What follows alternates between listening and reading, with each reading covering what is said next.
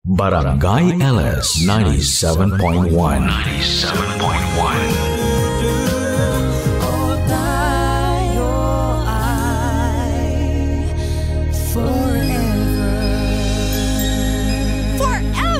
Forever. Dear Papa Dudut, una sa lahat ay maraming salamat sa inyo kung mapipili ninyong basahin ang aking kwento sa inyong programa na masugid kong pinakikinggan. Ako po si Leah, 35 years old at tubong Cavite at may anak na 10 years old. Ang kwentong ibabahagi ko po sa inyo ay isang matinding karanasan na sinapit ko sa aking babaerong asawang si JP. 7 years na kaming kasal ni JP at bago kami nagpakasal ay 5 years kaming mag-boyfriend at GF. College sweethearts kami ni JP, Papa Dudut. At hindi naman sa pagmamayabang, Papa Dudut, pero medyo kami ang it couple sa university namin noong nag-aaral pa lang kami. Ako kasi ang president ng dance club namin, samantalang si JP naman ay basketball varsity player. At dahil basketballista, matangkad, moreno at maganda ang katawan ni JP. Ang palayaw niya nga sa school namin ay Ding Dong dahil kahawig niya raw si Ding Dong Dantes. At dahil nga varsity na may itsura pa, lapitin talaga si JP ng mga babae at bading kahit noon pa. Ako rin naman, Papa Dudut. Kung tutuusin ay marami din akong mga suitors noon. Pero noong naging kami ni JP ay talagang naging loyal na ako sa kanya at wala na akong ine-entertain na iba pang lalaki kahit pa anong gwapo nito. Kahit pa anong talino at yaman. Pero itong si JP ay hindi lang magaling maglaro ng basketball. Magaling din siyang maglaro ng mga babae. Kaya maski ako ay hirap akong mahuli siya noon sa kanyang pambababae. At nalalaman ko lang ang mga ginagawa niya kapag nahuhuli ko na siya o may nagsusumbong sa akin. Sa totoo lang, Papa Dudut, ay hindi na nga sana ako magpapakasal sa kanya. Isang buwan kasi bago kami ikasal ay nahuli ko pa siya na nakikipaglandian sa mismong wedding planner namin. Pero dahil buntis na ako, nag-down payment na sa kung ano-anong mga supplier at naimbitahan na ang buong angkan namin ay tinuloy ko pa rin ang pagpapakasal sa kanya. Ang ginawa na lang namin ay finire namin ang wedding planner at kumuha na lamang kami ng bago at the last minute. Marahil ay nagtataka kayo, Papa Dudut, kung bakit kahit na noon pa lamang ay niloloko na ako ni JP ay nagpapatawad at tinatanggap ko pa rin siya.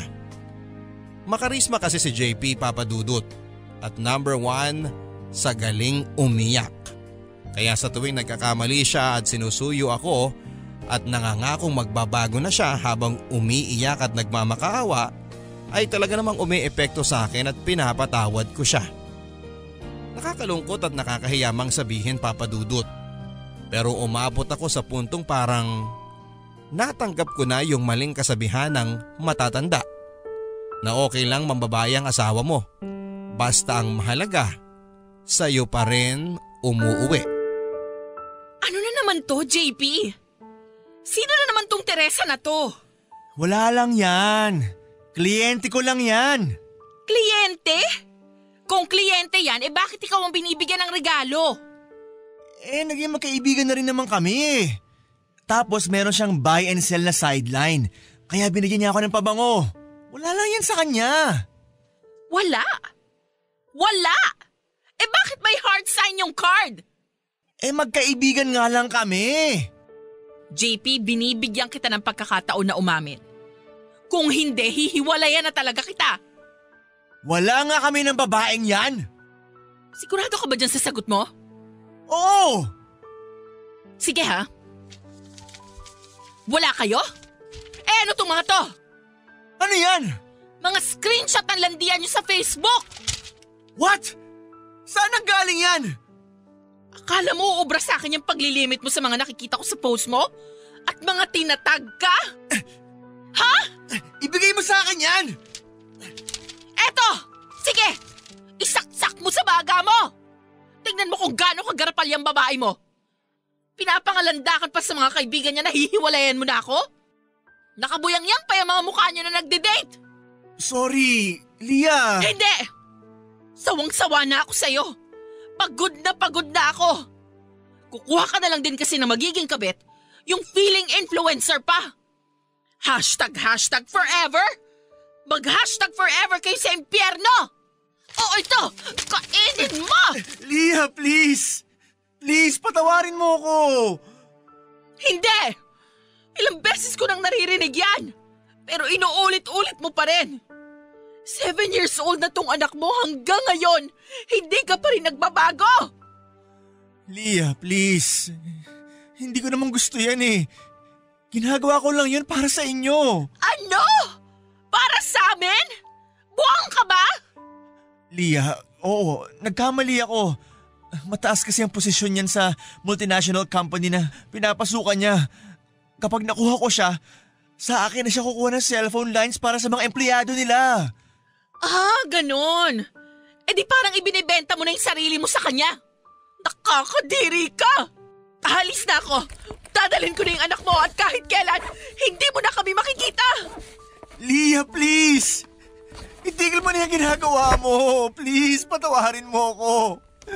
Nagkamali ako. Bitiwan mo ako. Lia, please. Huwag mo akong iwan.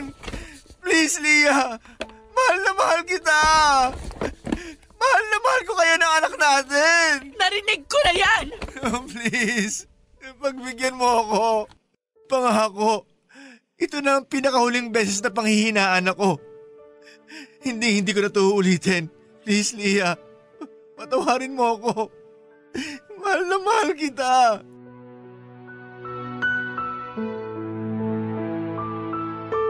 Itinuloy ko ang pag-alsa balutan noon, Papa Dudut. Doon muna kami nanirahan ng anak ko sa mga kapatid ko sa loob ng 1 linggo. At dahil nga first time ko rin ginawa na tinutuo ko ang pag-alis ko, sa kabila ng mga pagmamakaawa na ginawa ni JP, ay naramdaman kong for the first time ay nagulantang talaga siya. Inaaraw-araw niya kaming pinupuntahan ng anak ko sa kapatid ko. Nagmamakaawa at umiiyak na patawarin ko na raw siya. At umabot na nga sa punto na kahit na galit na rin ang mga kapatid ko sa kanya, ay nauna pa silang naantig sa mga paandar ni JP kesa sa akin. Eventually ay bumigay na rin ako kay JP at pinatawad ko siya. At bumalik na rin kami ulit ng anak ko sa bahay namin. Sa pagkakataon na yon ay parang natauhan na nga ng kaunti si JP, Papa Dudut. Nakita ko na mas naging focus siya sa pamilya namin. At ayon sa pang-iisto ko sa babae niya, ay parang tinapos na nga nito ang pakikipagrelasyon niya sa babae. Para mas maayos ang samahan namin, ay sinuggest ng kapatid ko na bakit hindi kami sumali sa isang couples retreat. Holy Week kasi noon at nakita ng kapatid ko na merong isang church group na may gaganaping retreat sa Tagaytay. Noong una ay parang alangan pa si JP na sumama, pero nakumbinsi ko rin siya na sumama kami dito. Naging enlightening naman ang retreat na sinalihan namin ni JP, Papa Dudut.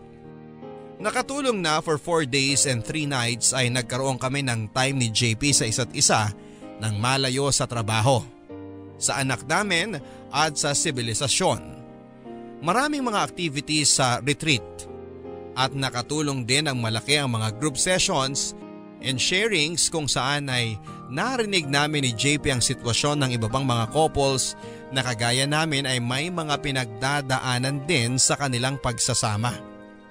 Pag-uwi namin ni JP sa Maynila ay parang na-refresh muli ang aming samahan. Bukod pa kasi rito ay personally din ay nakatulong ang retreat para mapagmuni-munihan namin ang aming mga pansariling goals na labas sa roles namin bilang mga asawa. Pakiramdam ko noon ay parang eto na nga ang simula ng panibagong chapter sa aming samahan, Papa Dudut. At akala ko ay napagtagumpayan na nga ni JP ang sakit niya sa pambababae. Pero 1 buwan lang matapos ng aming retreat ay nakaramdam ako na parang may ibang kinikilos na naman itong si JP. Ang una kong duda ay baka may babae na naman siya. Hindi ko kasi matiyak noong una dahil parang may kakaiba sa kilos niya. Hindi katulad ng dati na halos hindi ko ma-detect na may milagro siyang ginagawa. This time, may mga moments na nahuhuli ko siyang aligaga at balisa. At hindi nga nagtagal ay natuklasan ko, Papa Dudot, na meron naman pala itong ginagawang kabulastugan. Tingnan mo talaga tong JP na to, oh. Kakamadali na iwan yung cellphone. Saan ba yung nagre-ring na yon? Mr. Chen, sagutin ko ba? Baka importante ito eh. Tawagan ko ba? Pinako niya lock niya sa phone? Mr. Chen ulit. Babe! Nasaan ka na ba? Kanina pa ako dito! Malalobat na ako! Babe! Ma'am, wala po si sir dito. Katulong po ako. Naiwan niya yung cellphone niya sa bahay niya. Ha? Ano? Wrong number ata ako. Sorry!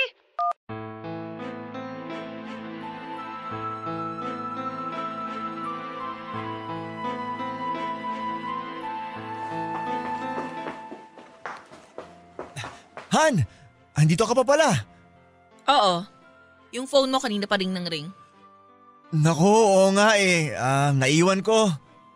Kanina pa tawag ng tawag sa'yo si Mr. Chen. Ganun ba? Naku, oo nga eh.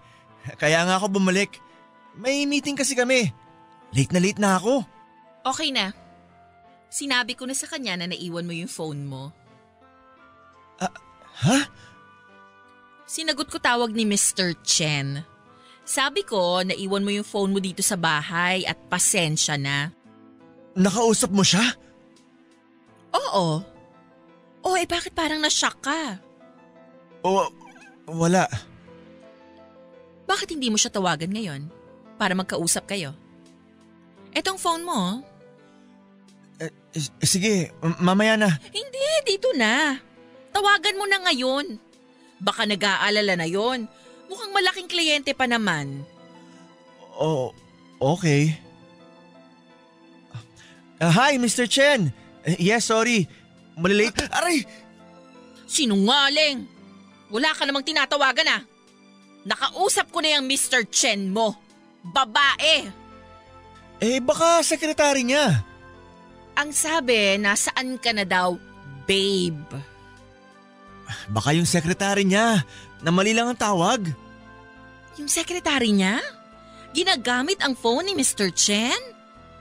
Hoy, Juan Paulo! Huling-huli ka na. Nagpupumilit ka pang magpalusot. Hayop ka talaga! Han, please! Huwag mo akong mahanhan! Paritreat-retreat pa tayo? Maski ang Diyos hindi tumatalab dyan sa pambababae mo! May sa demonyo ka na! Han, please!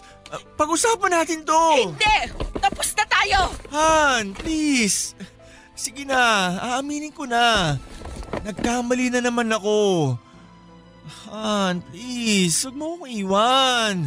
Please! Tama na! Pagod na ako sa'yo! Leah, wait. Pakinggan mo muna ako. Charm. Charm ang pangalan niya. Leah, gusto ko nang kumawala sa kanya pero ayaw niya akong i-let go. Hindi ako maniniwala sa'yo. Han, please. This time, nagsasabi na talaga ako ng totoo. Natatakot ako sa kanya eh. Nagtathreaten siya magpapakamatay kung iiwan ko siya. Eh di wag mong iwan doon sa kanya. Han, please. Please, parang awa mo na. Huwag mo akong iwan. Ikaw ang mahal ko. Ayoko sa kanya. Mahal na mahal ko kayo ng anak natin. Katulad ng huli kong ginawa, Papa Dudut, ay nag-alsa balutan ako at tumira muna sa mga kapatid ko. Wala na nga sana talaga akong balak na makipagbalikan pa kay JP. Pero kita ko na this time, yung pagmamakaawa niya at pakikiusap na tanggapin ko siya ay may halo ng depresyon. takot at pagsisisi. Dito na ako napaisip na parang hindi lang basta-bastang relasyon ang kinasangkutan niya sa babaeng yon. Binigyan ko ng pagkakataon si JP na magpaliwanag. Isang araw nang nagpunta siya sa amin ay hinarang ko na siya at kinausap. At doon ko na nga nalaman ang nangyari sa kanila ng charm na yon. And it turns out, Papa Dudut, na yung charm na yon pala yung charm ng isa sa mga participants doon sa inatinan naming couples retreat ni JP. Doon pala sila nagkakilala. Pero nang pumunta yon doon ay kasama pa niya ang asawa niya. Ang ipinagtaka ko nga ay naaalala ko nang nag-sharing sila ng asawa niya. Ang nakuha ay ang lalaki ang gustong makipaghiwalay doon sa charm. Ramdam ko na wala ang loob ng lalaki na yon habang nasa retreat kami. At parang yung charm ang mas desidido pa na magkaayos sila. Kaya gulat na gulat ako nang sabihin ni JP na yon ang bago niyang kalaguyo. Ang nangyari pala, isang beses na nagkausap sila ni JP sa retreat na yon. At parang na-in love at first conversation daw sa kanya yung babae. Ito namang magaling kong asawa, dahil napansin niyang parang madali niyang makukuha ang loob ng babae ay nag-take advantage siya. Ang hindi niya alam ay mapofall pala sa kanya ng husto yung babae. Lampas isang linggo mula nang una silang mag-date ng charm na yon, ay tuluyan na raw itong nakipaghiwalay sa asawa niya. At hindi daw akalain ni JP na magiging sobrang clingy nito. Halos araw-araw daw nitong gustong makipagkita sa kanya. At nang tumagal nga ay hinikayat na rin daw siya nito na makipaghiwalay sa akin at sa kanya na raw sumama. At nung sinubukan daw ni JP na makipaghiwalay dito ay nagwala daw ito at nagthreaten na magpapakamatay. Hindi na raw nahimasmasan si JP at na-realize niya kung gaano kalaking gulo ang pinasok niya. At dahil nga pinutol ko na ang lahat ng communication ko kay JP ay nawalan na rin ako ng balita tungkol sa kanya. Nag-iwan pa ito ng kung ano-anong regalo at pagkain para sa amin. Pero nagbilin ako sa kapatid ko na huwag yung tanggapin. Minsan ay inaabangan din kami ni JP sa school ni Tenten sa oras ng pagsuntuko sa anak namin. Pero hindi ko siya pinapansin at itinuturing ko siyang invisible. At kahit na umiiyak ang anak ko minsan dahil namimiss daw niya ang papa niya, tinitiis ko yon, Papa Dudut. Ang ipinaliwanag ko na lang sa bata ay may kasalanan na ginawa sa amin ang papa niya. At maipapaliwanag ko lang yon sa kanya kapag nasa tamang edad na siya. Ayon sa ate ko ay may 3 linggo din daw na punta ng punta sa bahay ng ate ko si JP para hanapin kami. Pero nang tumagal, siguro ay napagod na rin siya. Kaya padalang ng padalang ang pagbisita raw niya kina ate.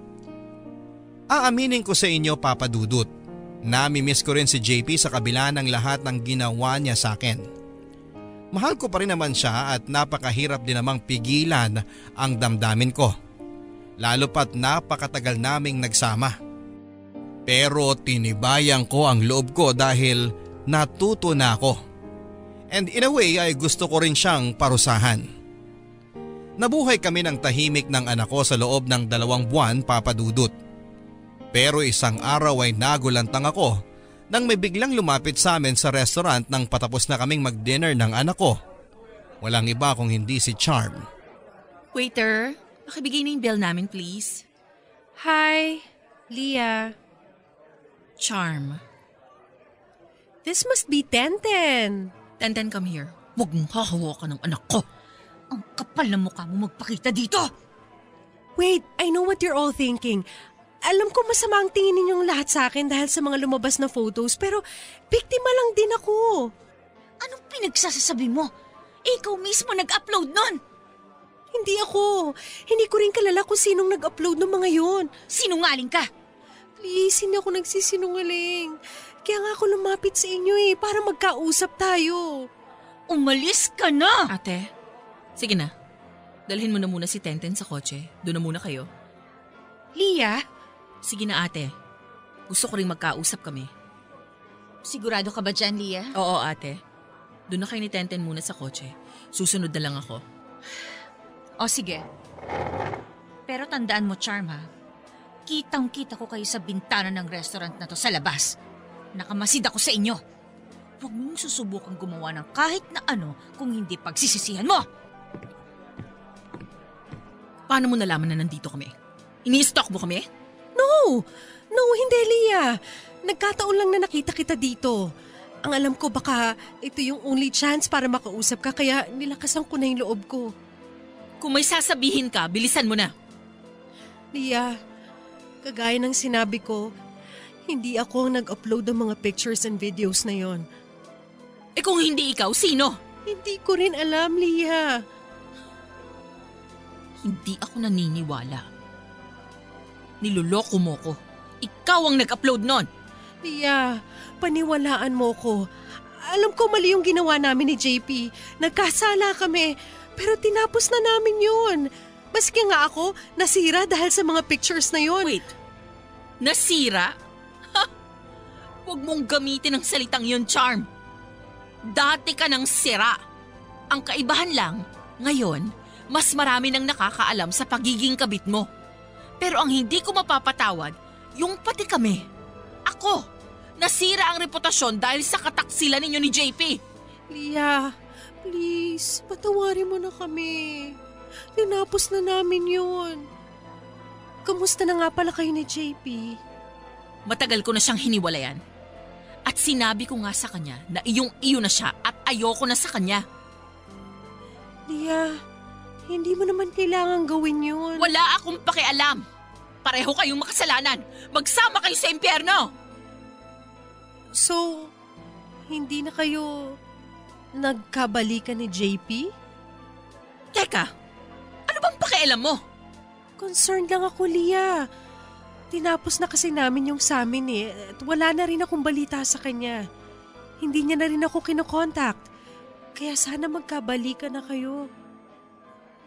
Don't patronize me, Charm. Iyong-iyo na yung si JP dahil basura siya at basurahan ka!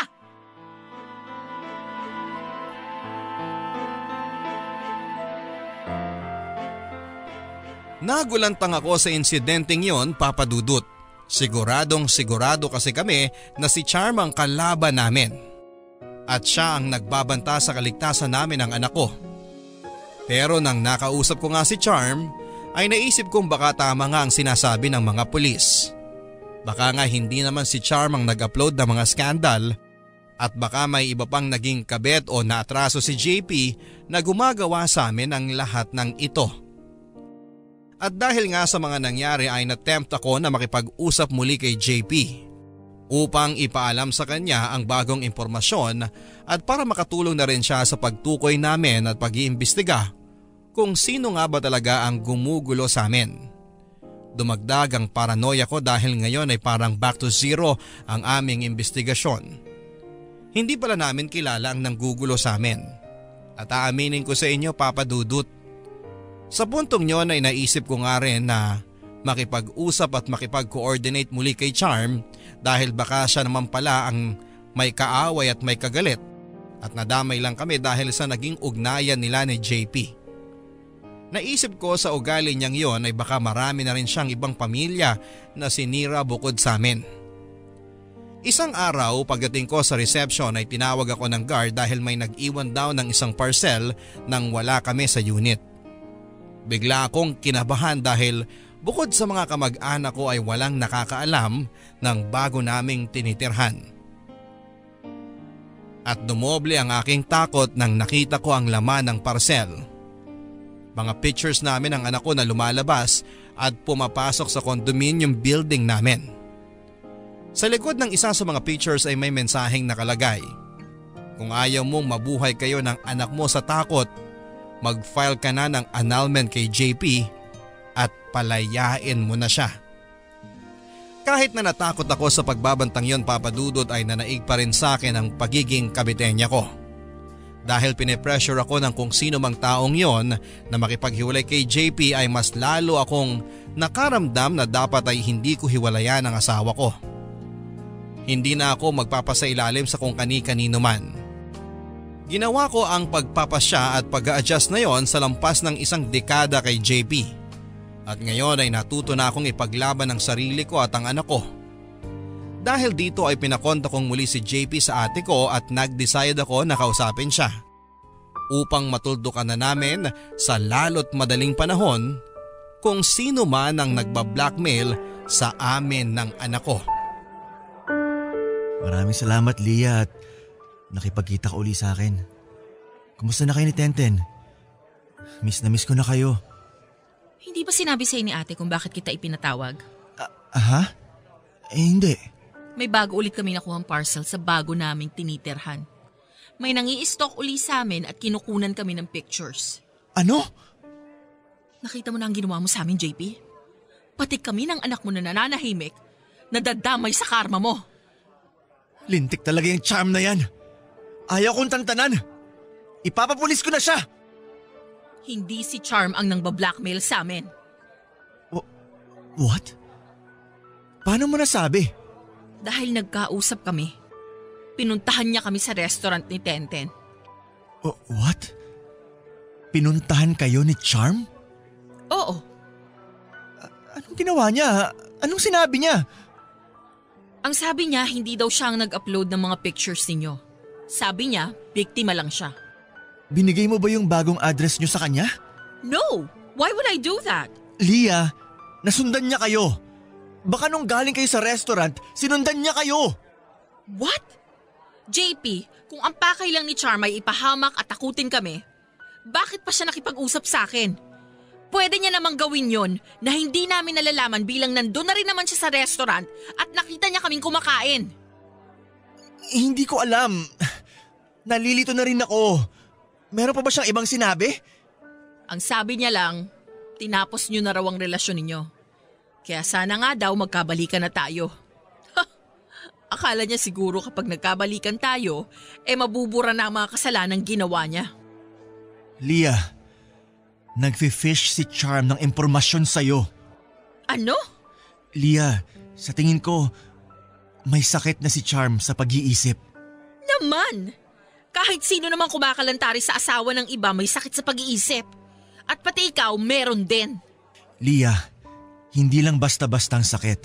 I think capable siya na manakit ng tao dahil sa pagka-obsess niya sa akin. Leah, may aaminin ako. Ano yun?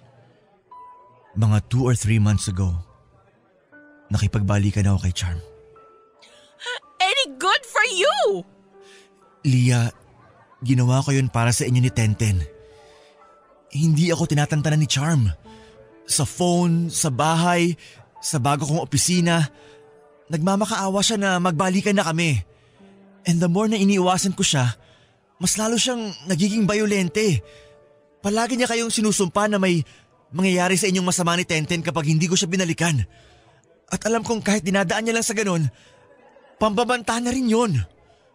Ano? Kahit ganun si Charm, tuso siya. Alam niya na hindi pwede maging pruweba yung mga ganong salita lang kapag kinasuhan siya. Alam niya rin kasing marami akong mga naging babae dati na pwede maging suspect sa mga nangyayari ngayon. Ikaw ang may kasalanan ng lahat ng to, JP. Ano? Akala mo lahat malulusutan mo? O edi nakakuha ka ngayon ng katapat mo? I'm sorry. I'm sorry, Leah. Kaya nga ako nakipagbalikan sa kanya eh. Kahit na labag sa loob ko. Para hindi na niya kayo idamay. At para patahimikan na niya kayo ni Tenten. Pero hindi ko na talaga kinaya. Nakipaghiwalay din ako sa kanya mga 2 weeks ago. Tinakasan ko siya. Lumipat rin ako ng bahay. Nag-resign ulit ako sa nilipatan kong kumpanya.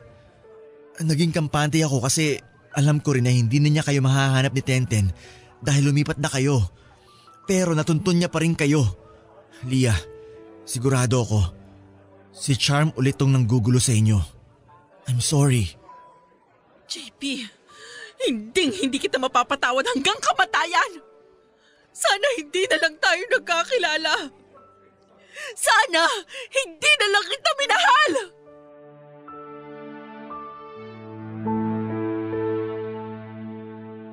Hindi ko alam kung ano ang mararamdaman ko matapos ng pag-uusap naming iyon ni JP, Papa Dudut.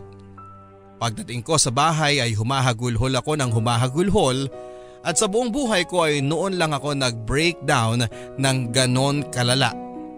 Halo-halong galit kay JP, kay Charm at sa sarili ko ang naramdaman ko. And at the same time ay matinding sakit at lungkot din ang nararamdaman ko dahil finally, nag-sink in na sa akin na hindi ko talaga mapapatawad si JP. Our marriage has failed. Pero ang masaklap, sa kabila ng lahat ng ginagawa niya ay mahal ko pa rin si JP. Ang sakit-sakit pa rin na malaman na sumama ulit siya at nakipagsiping siya kay Charm. Yun ay kahit pa sinasabi niya na para sa kapakanan namin ng anak ko ang ginagawa niya. At dahil sa pag-uusap naming dingyo ni JP ay na-realize ko na baka nga si Charm talaga ang nanggugulo sa amin. Pero sa totoo lang Papa Dudut, dahil din sa paulit-ulit na panloloko sa akin ni JP, ay hindi ko na alam kung sino ang paniniwalaan ko. Ang gulo-gulo ng lahat. At sa puntong yon, kahit na nagkaroon din ako ng tampo sa Diyos, ay pinagpasakanya ko na ang lahat at ang kahihinatnan ng aming sitwasyon. Matapos ikwento sa akin ang lahat ng ito ni JP, ay hindi ko na alam kung ano ang dapat kong maramdaman Papa Dudut. Siyempre galit na galit ako, pero may bahagi din sa akin na natutuwa dahil sa wakas ay nakakuha na si JP ng karma niya. Pero may maliit na bahagi din sa akin ang napukaw matapos kong marinig kay JP na mahal pa rin niya ako. Maganda at mayaman yung Charm na yon Papa Dudut. Kaya pangit at tangamang pakinggan, pero may bahagi sa pride ko na nafa-flatter nang nalaman ko na kumpara sa babaeng yon at sa iba pang mga naging babae ni JP ay ako pa rin ang pipiliin niya. Na ako pa rin ang mahal niya. Ewan ko ba Papa Dudut? Pero noong mga panahon na yon Papa Dudut siguro ay masyado na ring mababa ang tingin ko sa sarili ko nang hindi ko napapansin. Na kahit ako ang asawa at may karapatan, pakiramdam ko ay palagi pa rin akong kailangan makipagkompetensya sa mga babae ni JP at sa lahat ng mga magiging babae pa niya. In short ay binigyan ko ulit si JP ng pagkakataon, pero this time may mga rules na akong sinet.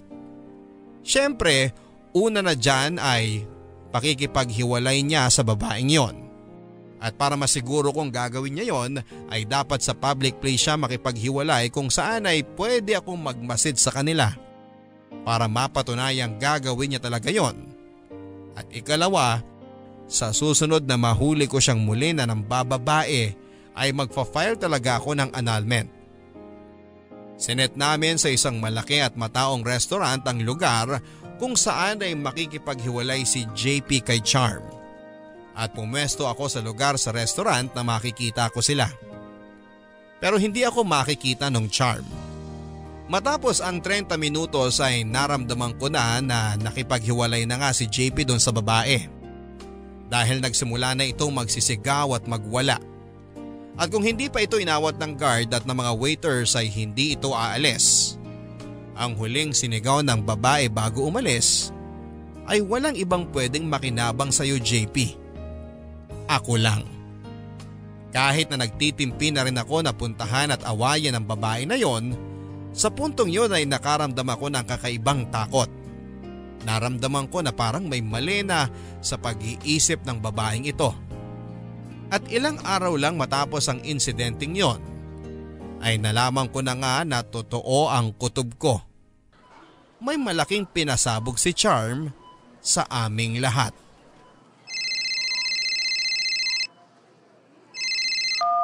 Hello, ate? Lia, nakita mo na ba? Ang alin? Naku, mag-online ka. Ha? Ang ano? Nag-grocery ako eh. Buksan mo yung mga social media accounts mo. Yung kabit ni JP. Kung ano-anong pinopost. Ha? Sino sa mga naging kabit niya? Hindi ko kilala. Mukhang fake account ang gamit eh. Bakit? Anong sinasabi sa mga post? Nag-post ng maraming mga picture at video scandal nila ni JP. Ano? Oo, nakatag si JP at nakatag ka. Ha? Teka, sige, i-check ko.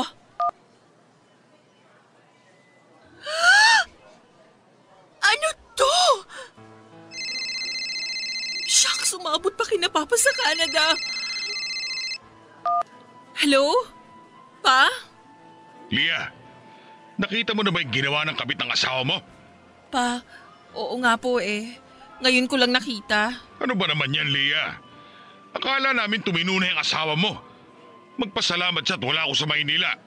Kundi pinadampot ko na yan. Oo nga po pa eh. Akala ko rin nagbago na si JP. Ang mama mo nagpanic attack. Yung mga pamangkin mo mga bata, nakita na rin yata ang mga picture at video. Makipaghiwalay ka na dyan.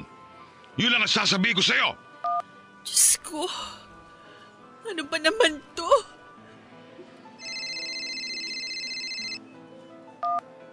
Han, Ano? Nakita mo na yung ginawa ng charm na yan? Akala ko ba tinapos mo na yan? Han, mga old pictures at videos namin yon. Hindi ko alam na ni-record niya pala. Hayop kayo? Umabot pa kina Papa sa Canada? Nakita na ng lahat ng kamag-anak at mga kaibigan natin. Tignan mo tong kahihiyan na pinasok mo. Maski nga dito sa office, kumalat na rin. Han, baka masisanti ako dahil dito. Dapat lang! Han, aayusin ko to. Aayusin? Paano mo to aayusin? Kalat na. Photoshop! Ang sasabihin natin, Photoshop lang yun. Wala akong pakialam. Demonyo ka? Ang pinakamalaki kong pagkakamali. Dapat noon pa lang nakipaghiwalay na ako sa'yo!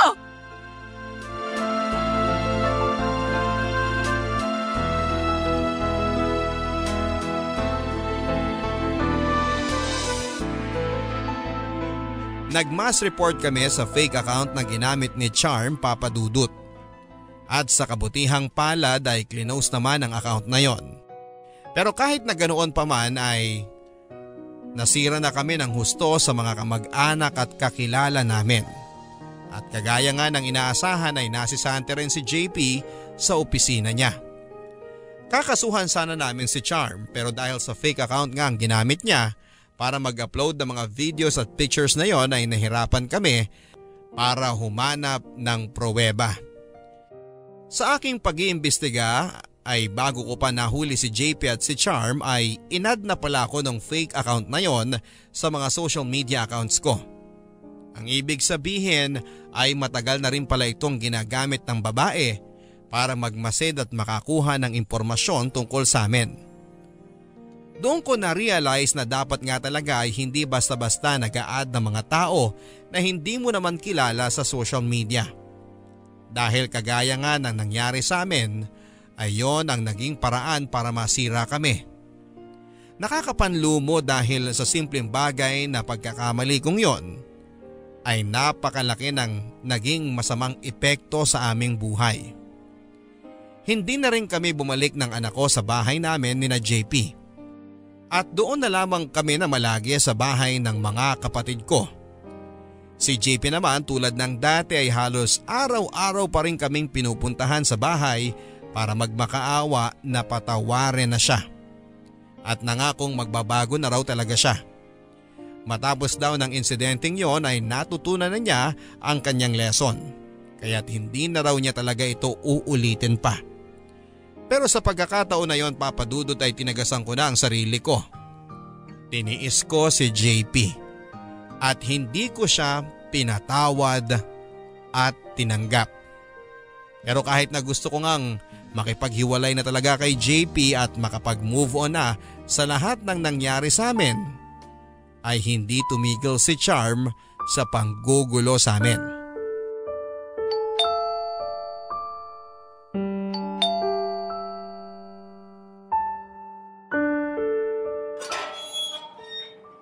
Ano yun? Delivery po para kay Miss Lia. Delivery para sa akin?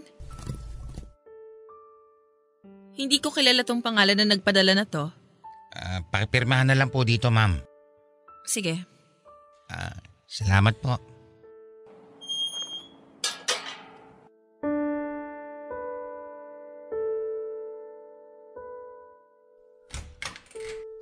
Ate? May kakilala ka bang Ronnie? Wala, bakit? May nagpadala kasi sa akin itong parcel eh. Hindi ko naman kilala.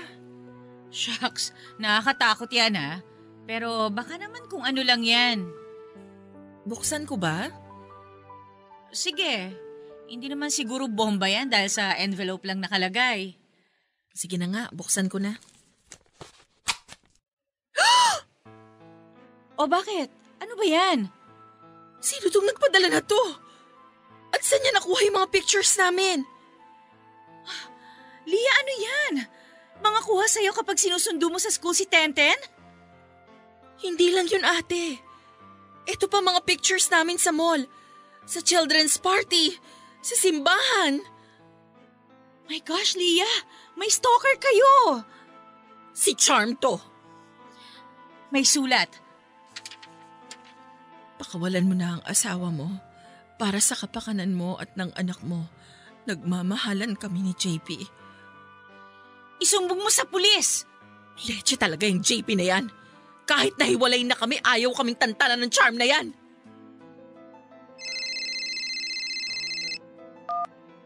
Han? Lia, mabuti naman at… Yang kabit mo! Hanggang ngayon ayaw kaming tantanan! Ngayon nagpapadala pa ng mga pictures namin ng anak mo. Pinagbabantaan kami na kung ayaw ko raw na may mangyari sa amin, pakawalan na kita! Ano? Sumama ka na dyan sa babae mo, patahimikin niyo na kami! Never! Hindi! Hindi ko yun gagawin! Hindi ko kayo ipagpapalit ni Tenten kahit na kanino! Matagal mo nang ginawa, JP! Unang beses mo pa lang na ng babae, ipinagpalit mo na kami ng anak mo! Ang kasalanan ko, ngayon ko lang na-realize yan kung kailan nalagay na kami sa kapahamakan!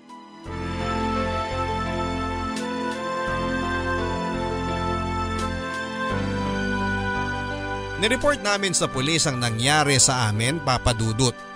Pero dahil maingat at tuso nga si Charm ay wala namang kaming konkretong ebidensya na pwedeng ihain laban sa kanya.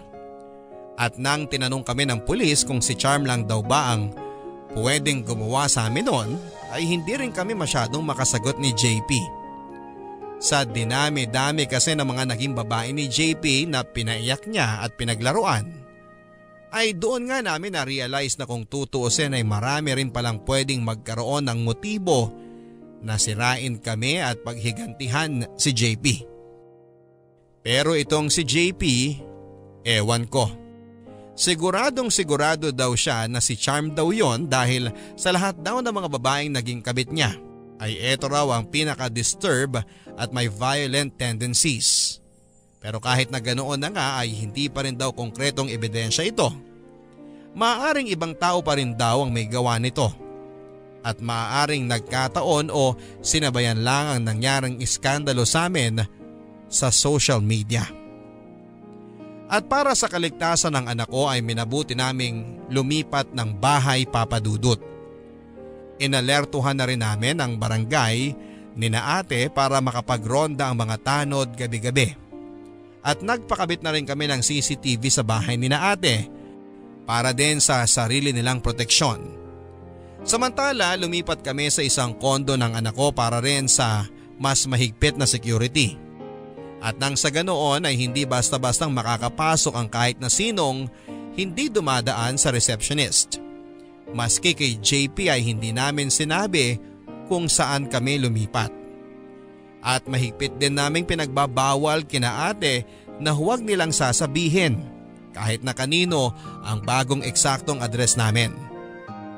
Para yung isang bangungot, Papa Dudut. Nabuhay kami at ng mga kapatid ko sa takot at pangamba. At ang tanging nagpapalakas na lang sa akin ang mga panahong yon ay ang aking anak. Kailangan kong maging malakas at matapang para kay Tenten.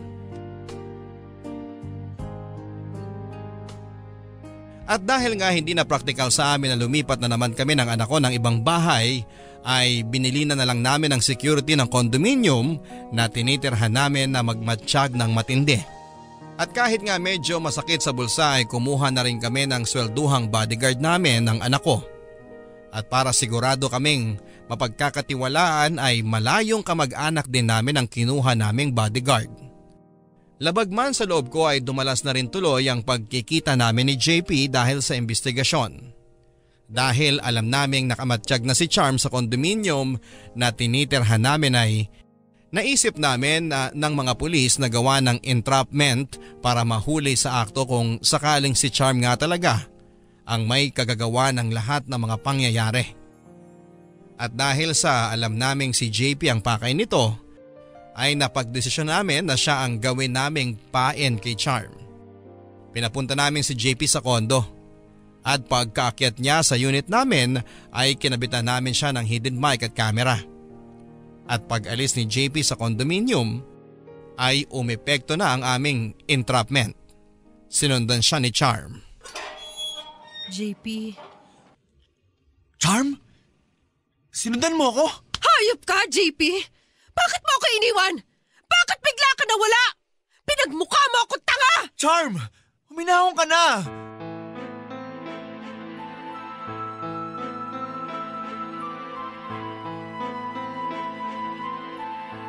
Anong akala mo sa akin? Laruan mo? Na kapag ayaw mo na, basta-basta mo na lang iiwan? Charm, patawarin mo ako. Nagkamali ako. May asawa akong tao at may asawa ka rin. Nagkamali tayo. JP, kahit naman may mga asawa tayo nagmamahalan, di ba? Walang mali sa ginawa natin. Nagmamahalan tayo. Charm, si Leah ang mahal ko. I'm sorry. Hindi ako naniniwala. Ako ang mahal mo. Sinasabi mo lang yan dahil kasal kayo, dahil nagigilty ka. JP, please, huwag mo panlabanan ng nararamdaman mo. Alam ko mahal mo rin ako. Walang masama sa nararamdaman natin. Charm, tama na. Hindi kita mahal.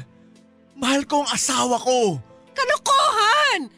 JP, kung mahal mo talaga ang asawa mo, bakit mo siya paulit-ulit na niloloko? Bakit ilang beses ka ng babae? Ibig sabihin, hindi ka masaya sa kanya. Nagkamali ako, Charm. Pinagsisisihan ko ng lahat ng nagawa ko.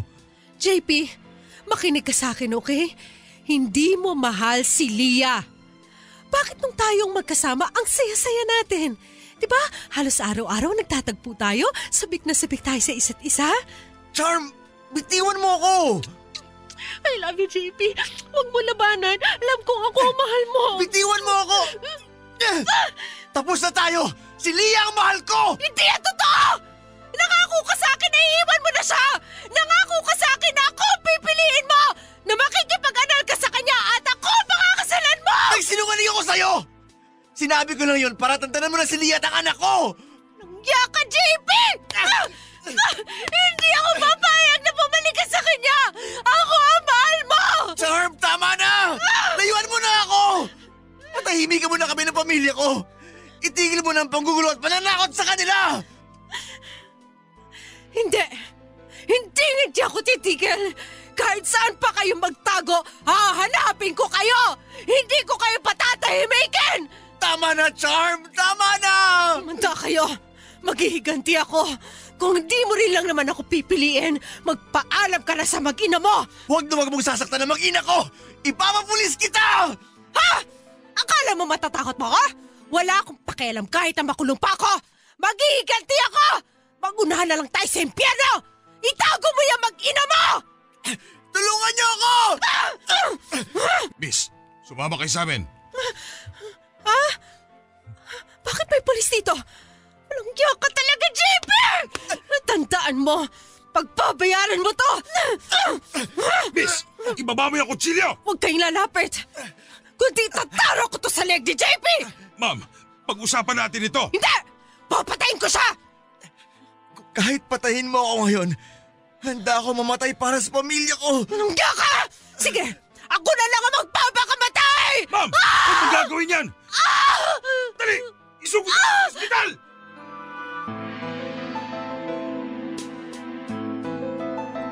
Sinaksak ni Charm ang tagiliran niya, pero kahit na marami ang dugo na nawala sa kanya, ay umabot pa rin naman siya sa ospital nang itinakbo ito ng mga pulis. Naligtas sa kamatayan si Charm at nang nakarecover na ito ay dinala na rin siya sa psychiatric ward. Nangingilabot pa rin ako sa mga nangyaring entrapment kay Charm, Papa Dudut. Hindi ko akalain na gano'n na pala kalala ang pagka-obsess ni Charm kay JP. Na humantong na siya na kaya na niyang makapatay ng ibang tao. Pati na rin ang sarili niya. Gayunpaman ay nagpapasalamat ako sa Diyos at natapos na rin ang paghihirap naming mag-ina. Nahuli na si Charm at sa ngayon ay ligtas na kami sa kapahamakan. Ilang linggo matapos ang insidenteng yon ay unti-unti na rin kumalma ang puso ko, Papa Dudut. Yung galit at takot kay Charm dati ay parang napalitan ng awa para sa kanya. Lalo pa nang nalaman kong lumala daw ang sakit nito sa pag-iisip. Gayunpaman ay nag-decide ako na mas makakabuti at makakasiguro ako sa kaligtasan naming mag-iina kapag nag-migrate kami sa Canada.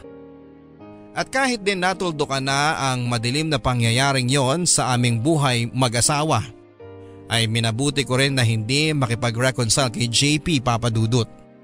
Ang sabi ko sa kanya ay kailangan ko ng space para makapag-isip at makapag-decide kung tatanggapin ko ulit siya. Pero nang nag-decide ako na lilipat na kami sa Canada ni Tenten ay kinausap ko ng maayos si JP. Kahit naman kasi papaano, siya pa rin ang ama ng anak ko. JP, kaya ako nakipagkita sa'yo kasi may sasabihin akong mahalaga. Ano yun, Leah? JP, nagdesisyon na ako na mas makakabuti kung mag-migrate na kami ni Tenten sa Canada. Ha? JP, hindi biro yung nangyari sa atin. Nalagay kami sa kapahamakan. At alam kong galing sa may kayang pamilya si Charm. Maaari ngayon ligtas kami. Pero natatakot ako na balang araw balikan niya kami. Naiintindihan ko. Pero Leah, paano tayo? I'm sorry, JP. Pero sa ngayon, hindi ko pa kayang patawarin ka. Leah, please. Mahal na mahal ko kayo ni Tenten. Nagsisisi na ako. Nakita mo naman, ibinuwis ko na nga ang buhay ko para sa inyo. Alam ko. Salamat. Pero JP, sana ma-realize mo rin na hindi naman tayo dapat humantong sa ganito eh. Kung naging mabuti at tapat na asawa ka lang. At kung noon pa, hindi ko na kinunsinti ang pambababae mo. Leah, patawarin mo ako. Alam ko na ng babae ako dati pero natuto na ako. Hindi ko na yun uulitin. Matapos na nangyari sa atin, hindi ko na rin kayang mambabae ulit. Pero JP, tingnan mo. Pakinggan mo ang sarili mo. Yan bang sinasabi mo? Natuto ka na? Hindi ka naman bababae? Nagmula sa totoong pagmamahal mo sa akin? O dahil sa trauma na dinanas mo? Leah naman, huwag ba naman akong gantuhin? Mahal kita. Paniwalaan mo ko. Hindi ko kayang mawala kayo sa buhay ko. Alam mo, JP, naaalala ko pa rin yung narinig ko na sinabi ni Charm dun sa entrapment eh. Kung mahal mo talaga ako, bakit paulit-ulit mo nga akong niloloko? Bakit never akong naging sapat sa iyo? Dahil tanga ako. Hindi ko na-realize dati na nasa akin na pala ang lahat. At dahil sa kababahon ko, kahit na may asawa at pamilyado na ako, kailangan ko pa rin maramdaman na may nakakagusto pa rin sa akin mga babae. Naging tanga at makasarili ako, Leah. Patawarin mo ko. Yung pagpapatawad, siguro balang araw magagawa ko rin, JP. Pero yung tanggapin kang muli bilang bahagi ng buhay ko, namin ng anak mo, parang huli na. Leah, please. Huwag mo namang sabihin yan. Leah, maghihintay ako. Kahit gaano pa katagal, papatunayan ko na nagbago na ako. Papatunayan ko sa inyo ni Tente na mabuting asawa at ama na ako. Na mabuting tao na ako. JP, sinasabi mo lang yan ngayon. Leah, pinapangako ko. Maghihintay ako. Paano kung nakapagdesisyon na ako? Paano kung hindi na kita tanggapin pa kailanman? Then I probably deserve it. Leah, mahal ko kayo.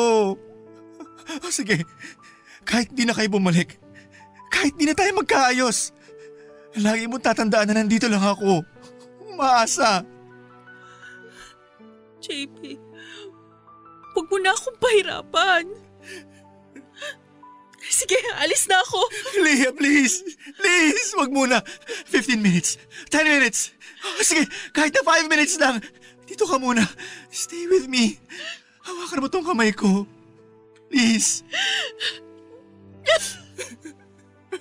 Thank you. Thank you, Leah. Hayaan mo muna ako na maalala ko tong mga huling minuto nating ito. Ang pakiramdam ng kamay mo na nakahawak sa kamay ko. Dahil baka ito na ang huling sandali na magagawa ko to.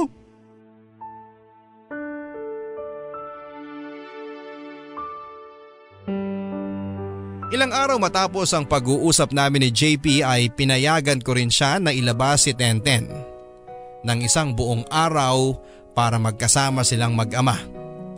Hindi na rin ako sumama sa kanila dahil natakot ako na baka magbago pa ang isip ko sa pagpunta namin sa Canada.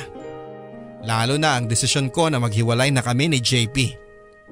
Ang huling pagkikita namin yon ni JP sa restaurant kung saan ay hinawakan niya ang kamay ko at pareho kaming umiiyak ay ang huling beses na nga rin na nakita ko siya.